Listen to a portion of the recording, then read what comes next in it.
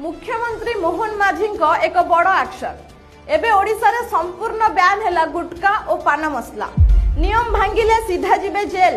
नमस्कार ओडिशा राज्य रे निशा कारबार को रोकिबा पई एक बड़ पदक्षेप नेइछंती मोहन माझी सरकार। ओडिशा रे तंबाकू एवं निकोटिन युक्त समस्त पदार्थर बिक्री एवं व्यवहार उपरे संपूर्ण प्रतिबंधक लगा जायछि। स्वास्थ्य विभाग पक्षरु जारी करा जायथिबा एही निर्देशनामा अनुसार केवल गुटका नुहे बरं जर्दा मिश्रित पान मसला उपरे मध्य रोक लागिछि। आपण जानिथिबे पूर्वरु कटकणा सत्वे व्यवसायी माने पान मसला एवं जर्दा को अलग अलग पैकेट रे बिक्री करी नियमरु बर्ती जाउथिले, किंतु एबे सरकार स्पष्ट करिसंती जे एहा एक दंडनीय अपराध। जेकोसी निकोटिन युक्त पदार्थ जहाँ स्वास्थ्य पई क्षतिकारक ताहाकु राज्य रे प्रस्तुत करा जाई पारिबो नाही कि महजूद रखा जाई पारिबो नाही। मोहन सरकार को एही अभियान रु मूल लक्ष्य हेउची निशा मुक्त ओडिशा।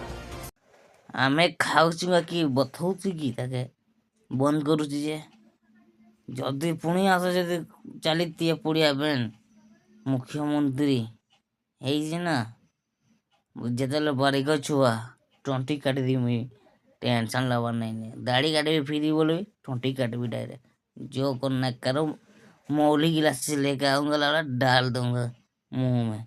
छोड़ो बात खत्म करो।